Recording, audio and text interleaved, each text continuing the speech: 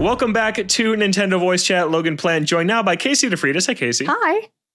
And we've got a special guest. It's Nick Salazar, who is the Associate Public Relations Manager at the Pokemon Company International. Welcome to the show, Nick. Thanks, both of you. Really happy to be here. Been a fan of the show since I was, high school, college, whatever you want to call it. So it's really cool to, just to be here talking on the show with both of you. That's so cool. Oh, that's so cool. Yeah, I didn't know that. Well, we're really happy to have you here. And you're here because it's a big year for Pokemon, right? The franchise is celebrating its 30th anniversary. Of course, Pokemon Winds and Waves are coming sometime next year, but we're not here to talk about that today. Nick's here to talk about something happening this week. That's the Pokemon World Championships and Pokemon XP happening down in San Francisco. So could you please share just a general outline of these two events with our audience who may not know about them? Yeah, so I guess the very top line view of it is we've got two events heading to San Francisco next weekend. Same location, same big weekend. So the first one of those is going to be the Pokemon World Championships. That everybody knows and loves. Casey's been with us a few times now. That one's the cream of the crop players from across Pokemon champions for the first time. Pokemon trading card game, Pokemon Go, Pokemon Unite. So that one's, everybody's competing for a grand, prize pool of over $2 million. And then on the other side, we've got our Pokemon XP fan convention, first of its kind. First year we're doing it to celebrate 30 years of Pokemon. And the weekend itself is really just a celebration of Pokemon, and it will have something for everybody. If you're really into the competition, you can go Friday and Saturday to see that on the main stage. Of course, on Sunday, we're going to have the epic conclusion to the weekend in the Chase Center. And then over at Pokemon XP, we've got something for, some of the non-competitive fans. If you're super into learning more about Pokemon Pokopia, for example, we've got a panel for that one. Mr. Ishihara will be giving his own kind of rundown of how he's celebrating 30 years. We've got workshops for everybody to kind of, my favorite one that folks will be able to get their hands on are something for the misadventures of Sirfetch'd and Pichu. With that one, they'll be able to kind of put together a clay model similar to what's going to be in that show when it debuts in the future. So we've really just got something for everyone this weekend. I'm really looking forward to seeing everybody, and definitely looking forward to talking to you more about it now. Well, I have so many questions and I want to learn more, and I'm really excited for that Adventures of Sirfetch'd workshop. I love crafts, and we did something similar for the Pokemon World Championships in Japan a few years ago, so I'm looking forward to that. But I do have a question for you. So Pokemon XP is the first ever official Pokemon fan convention. And I want to know, why is now the right time to kind of evolve Pokemon's in-person events? And how long has this planning been in the works for? Is it just for the 30th anniversary, or is there something else? Sure. I think I'll start with, to your point, as our fan base has evolved, so have our events. You've been to them. Our events just keep getting bigger and bigger every year. And, since we're celebrating 30 years of Pokemon, it's a massive milestone for not only us, but, our fans around the world. It made sense to just, pun intended, level up for this particular year and make sure as many fans as possible could enjoy this, year with us, whether that's everyone coming to San Francisco or whether they're kind of joining from the comfort of their own home on YouTube and Twitch, getting those, Twitch drops, the viewership incentives, stuff like that. To your question as to how long we've been planning it, these things definitely were already thinking about next year, right? So this has been in the works for a while. It takes a village of people. There are, a ton of unsung heroes around the world, and definitely behind the scenes that you'll never see to put these giant productions on. So at the end of the day, it's for our fans, and we need to meet our fans where they are. And the fan base grows every day, and we really want to be as big as we possibly can for these events to cater to as many of them as we can. And you just mentioned the planning and logistics. There's so much that goes into it that we don't see, and it must take up way more time than what the actual event itself is going to be. Have there already been any logistical takeaways you've already learned that will affect how things are done for next year, assuming there's going to be a next year? So I'll kind of talk about what we've actually learned from the past and applied to this year. Okay. We tend to take the feedback from the fans on the previous year, not just from Worlds, but even our international championships. We've got one in Europe, Latin America, and also one in North America. And we try to see how we can distill all that feedback and kind of what fans are hoping they can do if they're not competing at these events. and see how we can capitalize on those. So a big one I can think of is we recently added, like carnival games, for example, for kids to, like there's usually like, the classic carnival game of you put your fishing pole in the thing and like Yeah. Yeah. we had a Magic Yeah. Card version of that, right? So it's things like that that are really important to us. We've got side events are something that have come out of like this fan feedback in the last couple of years of people who aren't necessarily competing on the main stage, but still want to meet their friends at these events and compete in these little side tournaments, right? And still win, prizes, whether it be boosters, their favorite plush, stuff like that. So, it's stuff like that. And we'll inevitably have some learnings this year as to how we can be even better next. But for us right now, our focus is kind of on how do we make this year the best we possibly can. And we already got folks on the ground in San Francisco starting to, to lay the groundwork for what's going to happen next week in person. And when I get there, I'm really excited to see it. Mm-hmm. And with that, there's a little time travel going on, right? Like we're recording this a week early, but it's this weekend by the time you're listening to this out there, listeners. It's this weekend in San Francisco, but yeah, they're down there prepping early, which is great. Yeah. And so you mentioned like a lot of learnings have gone into this already, which is interesting because it's the first year of this specific event, but obviously not the first live event you've ever done. You mentioned like the Pokopia panel, which sounds really cool. That game was an enormous hit this year. Is that the highlight you're most looking forward to at Pokemon XP, or is there some other specific event or activation you're looking forward to most? For me, I think the thing I'm looking forward to most from the Pokemon World Championships in particular is definitely Championship Sunday. I'm a big sports fan in general. I know a lot of our, a lot of our fans are, hence the competition aspect here at Pokemon being celebrated. To kind of see all of the trainers that will be on stage that weekend, competing for the, that top prize, that top crown, will be really cool in an arena like that. So I'm looking forward to that. On the Pokemon XP side, you mentioned like the panels and stuff. The Pokemon Pokopia panel is something I'm really looking forward to. To your point, I'm a big fan of it. I'm a big just fan of, kind of life sims like that in general. So to be able to hear Game Freak and Koei Tecmo in person will be really, really awesome. And by the time you guys are hearing this, we'll actually have announced that there will be a special Pokemon the Events of the Weekend themed Cloud Island in Pokemon Pokopia cool. will be the code of which will be announced at the end of opening ceremonies, rather. Oh, cool. So, stay on the lookout for that. It's going to be really cool. I'm looking forward to visiting myself. So just a tidbit of information there for you since we're time traveling. Yeah, that's awesome. Thank you. Great. Yeah. I'm already thinking like, ooh, I wonder what kind of guides I need to make for that. So I'm really excited for that now.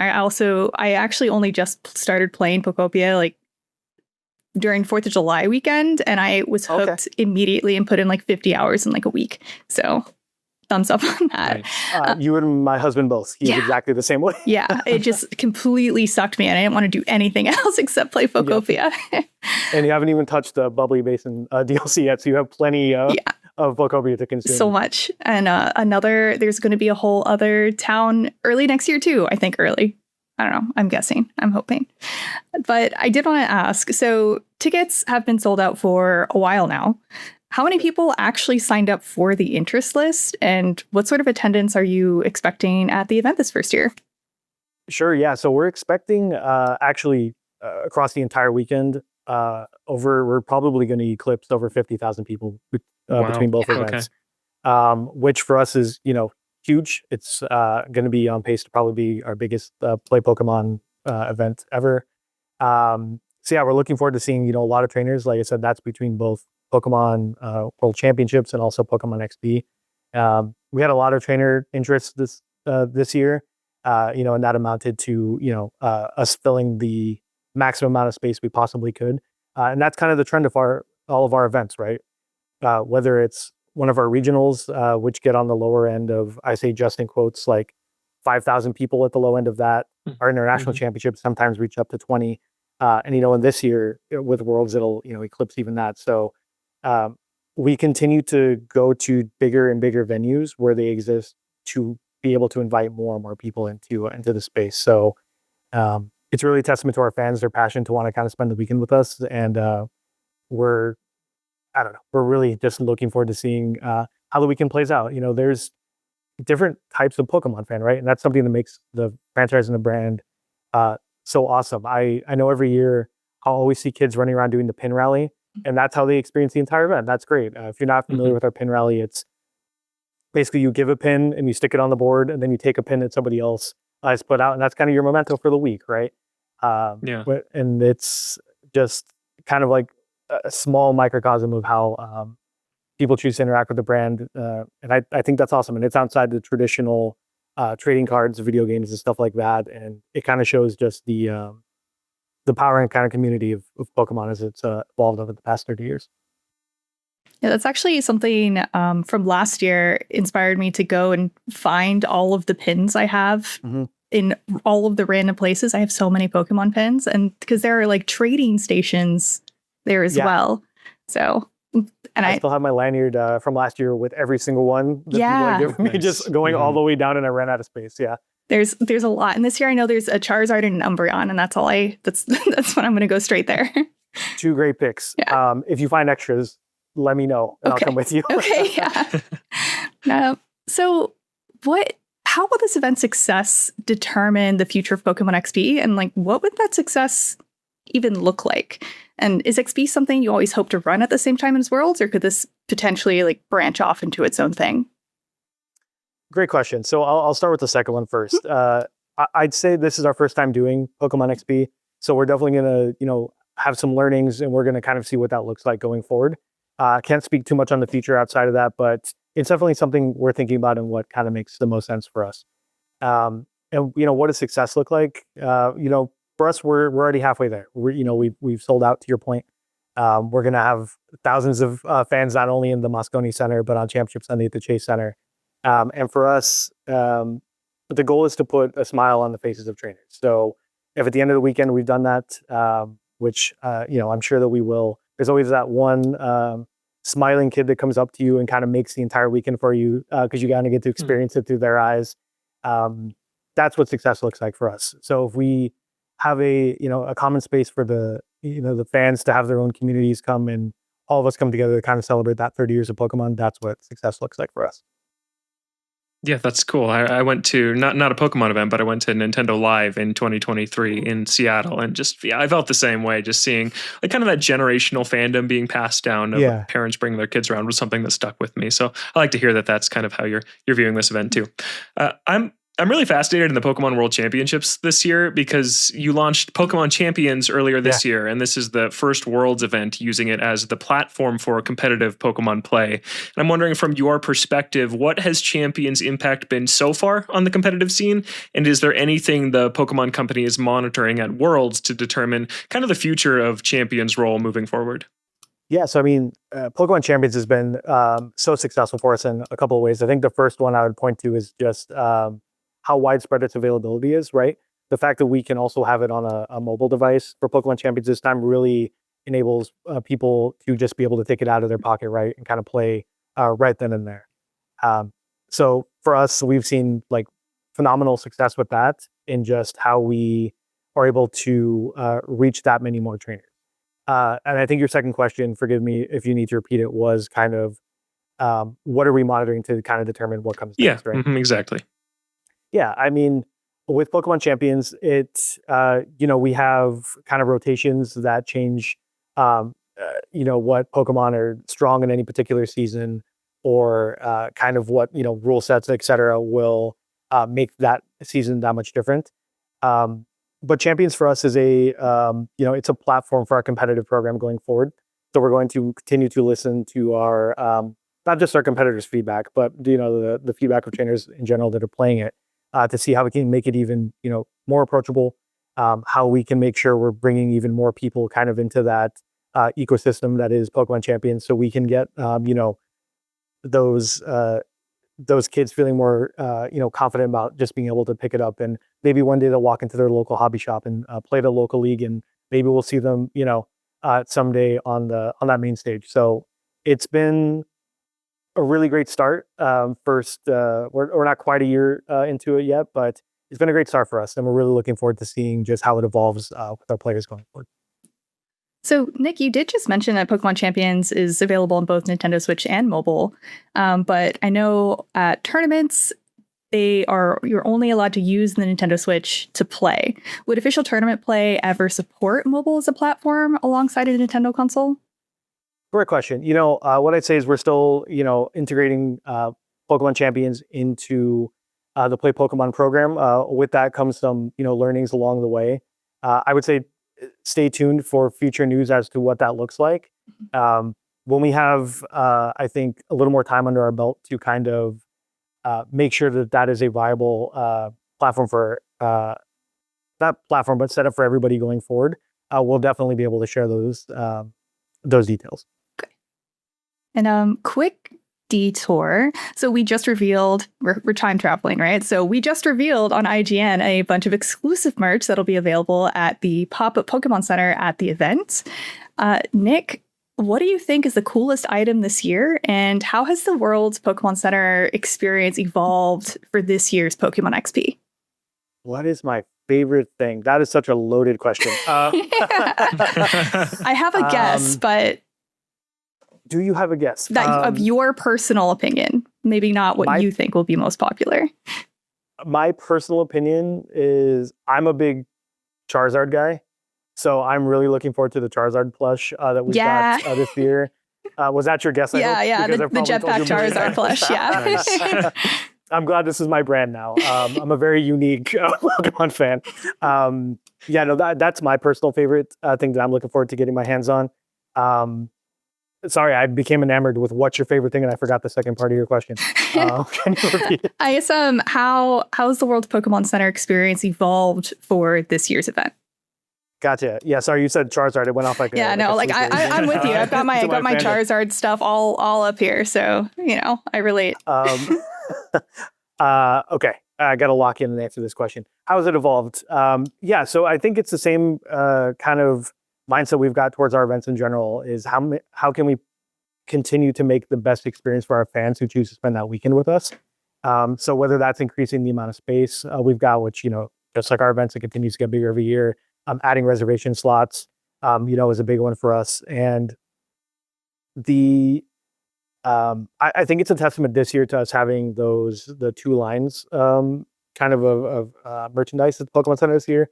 One, one of the main lines is focused on, the Pokemon World Championships. Mm-hmm. So we've got the Monarch Pikachu, mm-hmm. and then we've got that one for Pokemon XP. Mm-hmm. So the lines are kind of themed accordingly. So mm-hmm. I like the amount of breadth of variety that we've got this year. Mm-hmm. In particular, I know there's going to be a lot for everybody to choose from, and much like with our online Pokemon Center store, the goal is always variety and really trying to make sure there's something for everybody. Casey, forgive me, I forget what Pokemon you were asking me about when we were at dinner in New Orleans, but it was really, you asked me if there was a plush for that particular Pokemon, and then immediately we were able to go to Pokemon Center, and I was able, we were able to find out that there is in fact a plush of your particular Pokemon that you were looking for. And that's kind of the goal, is to make sure everybody can take away at least one thing from your experience that weekend, and Pokemon Center is no different. That's cool. Is there a Clodsire plush? That's my favorite Pokemon now. I don't know. There's gotta be. There's gotta be. Yeah, there's gotta be. Yeah, and two, I'm curious, why is it now is there something that like a canon moment that just happened for you with Clodsire? The first time I laid eyes on Clodsire in Scarlet Violet, it was over. Yeah, okay. That was the end. Yeah, it's just recent. It's a recent choice. Yeah, well, I love that for you. Nick, I gotta ask. We mentioned earlier it's Pokemon's 30th anniversary, and we know you can't speak on behalf of Game Freak or talk that much about future projects. But is there any tease of Pokemon's future in store at any of the events this weekend? So I'll say that it'll be a great time to tune in to the Pokemon World Championships and Pokemon XP this weekend. I would love to be able to share more with you, but that is not that is not my reveal to make. So I would say just tune in, and we'll be happy to see you there. I know, Casey, I'll be seeing you in person just a few short days. Yeah, looking forward to it. Yeah. Well, I'm going to ask you another favorite question. Who's your favorite Pokemon, Nick? Oh, okay, Casey can answer for me. It's Charizard. It's got to be. Isn't that yours too, Casey? Yeah. Is it Charizard? Yeah. Okay. This is why we're pals. When we discovered this, we're like, Okay, what about next? Next up, after Charizard. Fair. So got a few. The one that comes to mind immediately is Dragonite. I'm a big fan of Mega Dragonite in particular from Legends ZA.